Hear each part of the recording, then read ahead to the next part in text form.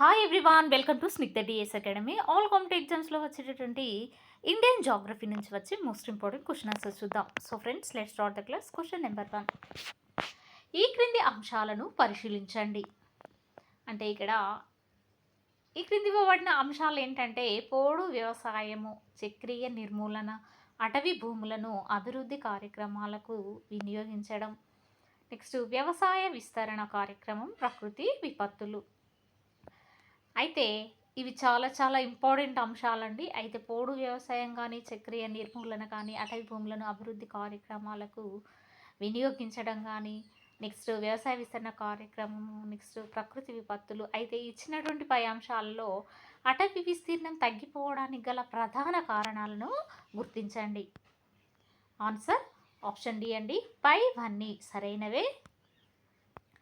అంటే ఇక్కడ అటవీ విస్తీర్ణం కనుక తగ్గిపోవడానికి గల ప్రధాన కారణాలు ఏంటంటే పోడు వ్యవసాయం, చక్రీయ నిర్మూలన, అటవీ భూములను అభివృద్ధి కార్యక్రమాలకు వినియోగించడం. అంటే అటవీ భూములను అభివృద్ధి కార్యక్రమాలకు వినియోగించడం వలన ఏమవుతుందంటే అక్కడ అటవీ విస్తీర్ణం అనేది తగ్గిపోతుంది. ఇంకొకటి ఏంటంటే వ్యవసాయ విస్తరణ కార్యక్రమం, ప్రకృతి విపత్తులు. అంటే ప్రకృతి విపత్తుల వల్ల కూడా అటవీ విస్తీర్ణం తగ్గిపోవడానికి ఈ ప్రకృతి విపత్తులు కూడా ప్రధాన కారణంగా చెప్పవచ్చును.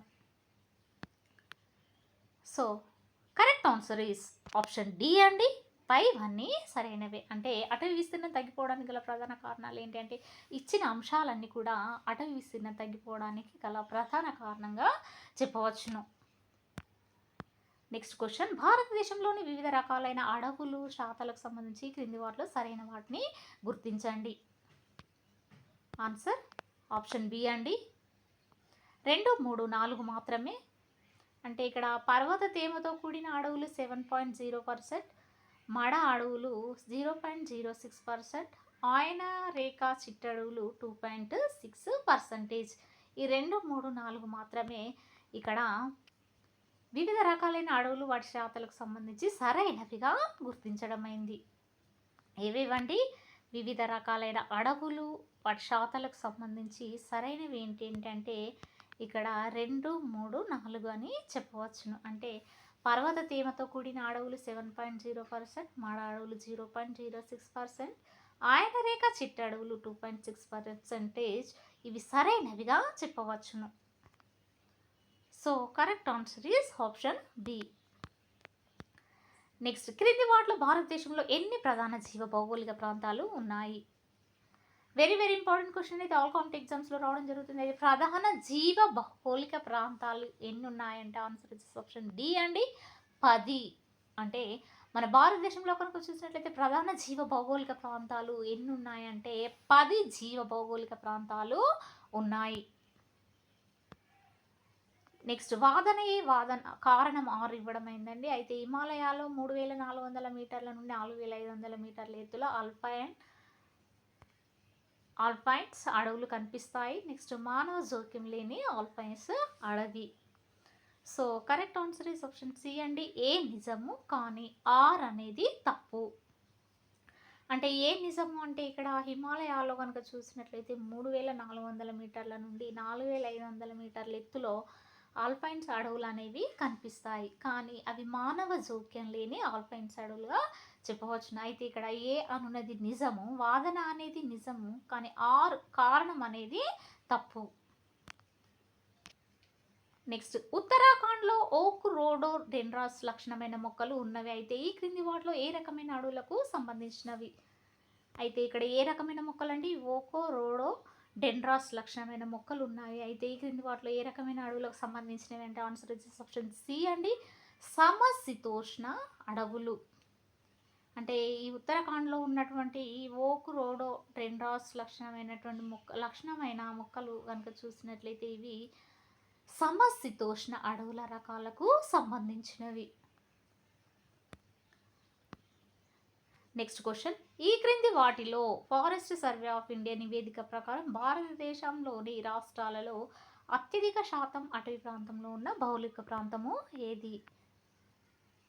అంటే ఇక్కడ ఫారెస్ట్ సర్వే ఆఫ్ ఇండియా నివేదిక ప్రకారం కనుక చూసినట్లయితే భారతదేశంలో ఉన్నటువంటి రాష్ట్రాల అత్యధిక శాతం అటవీ ప్రాంతంలో ఉన్న జీవ భౌగోళిక ప్రాంతము ఏది అంటే ఆన్సర్ వచ్చేసి ఆప్షన్ సి అండి, మిజోరాం. ఏంటండి, మిజోరం.